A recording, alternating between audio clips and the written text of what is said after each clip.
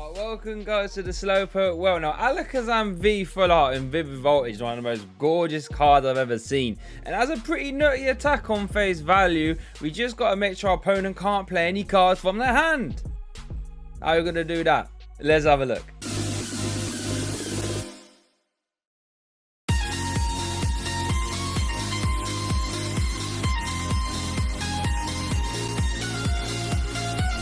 So let's have a look at Alakazam V in case you didn't know what the young fella already does. So it's actually been a while since we've seen an Alakazam V card, like the Mega from Fates Collide, I'd like to say, with Zenforce. That's pretty cool. Get a bit off topic. Let's have a look at this Alakazam. So we've got Alakazam V, basic Pokemon, 190 HP. With 2 attacks, you've got Zen Spoon. Put 3 damage counters on your opponent's Pokemon any way you like.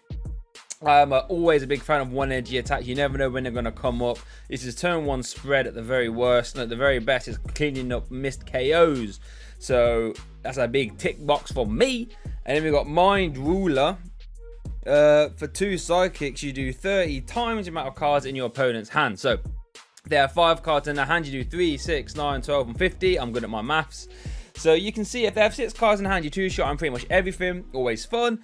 So yeah, all we have to do realistically is make sure our opponent can't play cards from their hand, because what they can do is just empty their hand and you can effectively do 0 damage. But we have got some ways of stopping our opponent from playing cards. Let's have a look. So the way we're going to stop our opponent from hopefully playing the game too much is Omastar, a stage 2 Pokemon, 130 HP. With the ability Fossil Bind. As long as you have fewer Pokemon in play than your opponent, they can't play any items from their hand. So the idea is here, if we just have 1 active Alakazam and an Omastar on our bench, if our opponent has 2 Pokemon on their bench, they can't play their items anymore. And if you ever think about how many decks right now, how many draw supporters are they actually running? 4 research maybe? I mean, if they play a research, they might end the turn with 7 cards in their hand, so that's not really ideal. They're seeing a lot of cards, and anytime you're seeing a lot of cards, you might be seeing cards that you can't immediately play, so they play into our Mind Ruler quite nicely, right? And equally, what other draw supporters do people actually play? Like Marnie, when they have 5, but not many decks actually play Marnie. A lot of decks just rely on dump and draw to get through the game to Dene and Professor's Research, both of which they end their turn, well, they have a lot of cards in their hand they might not be able to immediately play. So if they play a Research, we're happy, and if we have Omastar out, they can't play the Dene, so their hand gets clogged up. They can't play Communications, Evo Incense, they can't play any of their tools that they want. So yeah, pretty cool in all honesty. And obviously Omastar saw a lot of play with Gengar, Mimikyu, and this deck is very similar to Gengar Mimikyu in that regard. The main difference being Mind Ruler is 30 times for each card in your opponent's hand, whereas Gengar Mimikyu was 50 times, so a better multiplier, but they had to only count trainers, so this will count everything. So energy, which we'll get to later, it will count, and Pokemon too. So you could argue, let me know in the comments which one you think is a better attacker, not including the Jex attack though. You all know Horror House is pretty naughty, and I was very tempted to put a Horror House Gengar Mimikyu in here just for Horror House, but space, you have to pay a lot of switches and stuff for that. Not really worth it, in my opinion. So yeah, let me know what you think.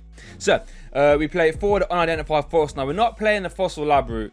I tried Fossil Lab route, didn't really get on with it, so I've gone back to greens, because you know I love me some greens around here. Slowpoke World Army, we love greens. So we're going straight to the unidentified fossil route. Play as Pokemon as if it was a basic colorless Pokemon. You can discard this card from play at any time, but it can't retreat. So it can act as a bit of a pivot in all honesty, but it's just there so we can get on with stuff. We play 4 greens, like I said, we are a greens deck. This is going to help us pluck out our combo, so unidentified fossil rare candy, or Evo Incense rare candy, whatever things we need throughout the game, greens can grab us. Now it's worth noting though, when Omastar out, our greens do get turned off, unfortunately, but it is what it is. we played 2 Marnie. Now mine says there's 2 roles here. It's like a backup draw supporter for us. What it also does is limit our opponent. Well, it doesn't limit our opponent, it makes them draw up. So if they've been clever and they've got like a no card in their hand, they're like we can just Marnie them, you know, have 4 cards. Now we're actually doing some decent damage, which is pretty cool. We played 2 Boss's Orders. Now I'm not gonna lie, it's pretty rare we manage to get our boss orders in this deck, but if we've locked them up enough, which Omastar does do a lot of the time, we can start trying to pick off our opponent's board quite nicely. If they're trying to set up a threat on the back, we can just pick it off nicely. You know, boss's orders are a really good card in and of itself, right? We play 2 Team Yell Grunt. Now, this is really cool. This is another way of forcing cards into our opponent's hand. Now, I was trying for the life of me to get a Greens Magneton. We tried to squeeze Magneton in here as well, so we can go like Surge, Double Grunt.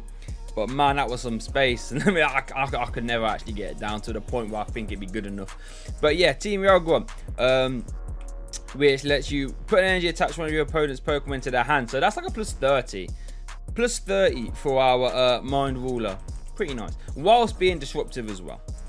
Our stadium of choice is 2 power plants, just so we can try and turn off our opponent's Dedenne, so they can't be trying to, unless they got a big fat hand, they can't just be like, oh, Dedenne, top deck. Throw it all away. That's the idea. Oh, tabletop is thinking about it. There we go. Let's get up to our items. So we play a grand total of 4 rare candy. You might say that's a little bit much, Shay. And you know what? It probably is. You can probably get away with a 3 candy because you can screen them out whenever you like. But I know for a fact that if I play less than 4 candy, I'm never going to see them. So, what I like about having 4 rare candy though, as you'll get to later, if we have rare candy in hand already, like I say, it takes pressure off the greens. That means we can greens for other stuff, more advantageous stuff in that position. So they're just, you know, using our greens to get our game plan set up. If we can just make our game plan as consistent as possible, playing 4 rare candies, we can use our greens to pluck out some more fun stuff, like you'll see.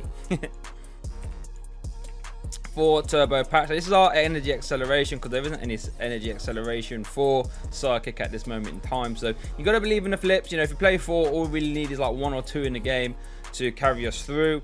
If you like those odds, then that sounds fine. Now, I did have a bead in here, but couldn't really keep them in because the space had to go a bit more consistent. If you want to put a bead in here, probably cut away 1 fossil. I'm not really against that, to be honest. 4 is probably too many. But like I said, we want to get up. If we can get our Omastar as consistently as possible, we win more games with getting Omastar out turn 2 than we do with a bead, in my opinion. So that's why we do that. 4 per gear, just so we can find our greens, find any of our supporters really, because we don't really play a great deal with green stakes. You know, our hand, we don't really draw up many cards. We sort of just pluck the stuff when we need them. So 4 per gears is nice, just to keep us ticking over. 4 quick ball. Now, you could probably say, Shay, that is way too many quick ball. And you know what? On face value, it might be, but we need to get energies in the bin. And as it stands now, looking at our deck, right, we don't really discard cards very well. So the reason we play the 4 quick ball counts to make sure we can get Alakazams out, obviously, but mainly just so we can discard energies with quick ball, so we can turbo patch them up. Now here's a cool card. Here's a cool card. Surprise box. Surprise. Put a card from your discard pile, from your opponent's discard pile, back into their hand. So we can now. This is why I said this. This is why we play the full 4 fossils and 4 rare candies, because we want to make sure in our ideal world, if we can turn 2 rare candy Omastar without having to play our greens to search those pieces, our greens exploration can search 2 surprise boxes. That's plus 60. Chances are our opponent's going to have between a 5 and a 7 card hand. Anyway, this is going to push us up into potentially doing really big damage. Surprise boxes are pretty nuts. I'm a big fan, and that's why I played, like I said, this is why we played a full host of consistency stuff, just so we can try and greens these out, do a big whammy bammy turn, you know what I mean? If you play 2 surprise boxes and a Yell Grunt, that's plus 90 that your opponent hasn't really, you know, considered. Pretty nuts, in all honesty. Top card. We should play like 7 of those. That'd be pretty nice. 3 Eva Incense. This is just our greens target to find our Omastar. We don't play enough Pokemon to want communication, unfortunately, so we have to go for Evolution Incense. 2 Stamp. Now, we don't really use these in the way we play them now as a defensive comeback option.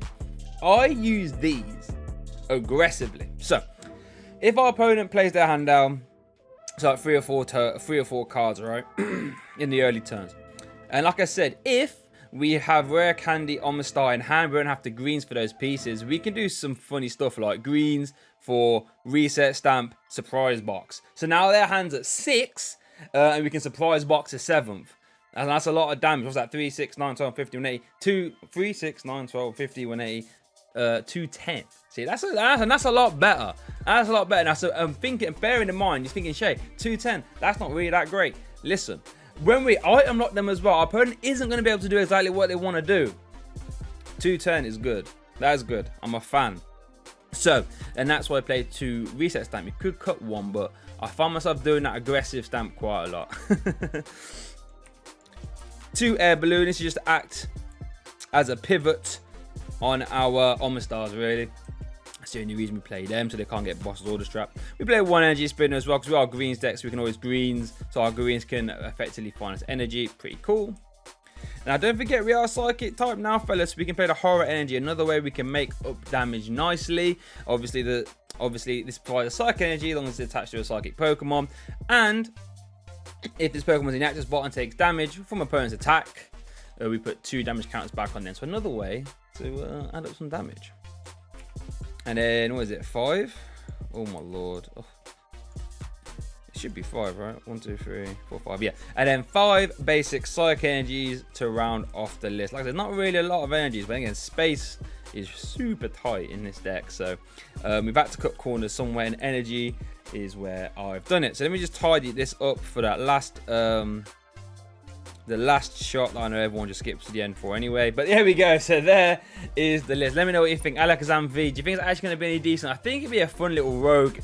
At the best, they can steal some games and it'd be hella fun, because that feel like gorgeous. So if you pack these Alakazam as trade lot packs, don't worry, I've got a little deck for you to play them in, baby. Thank you for watching. As always, if you have the more Vivid Voltage deck profiles and hopefully gameplay soon when it comes out in like 10 days as of recording, make sure you smash that subscribe button for me, okay? I'm putting out Vivid Voltage decks daily here, and check the playlist out where they all are down there as well. But thanks for watching, and I'll see you next time.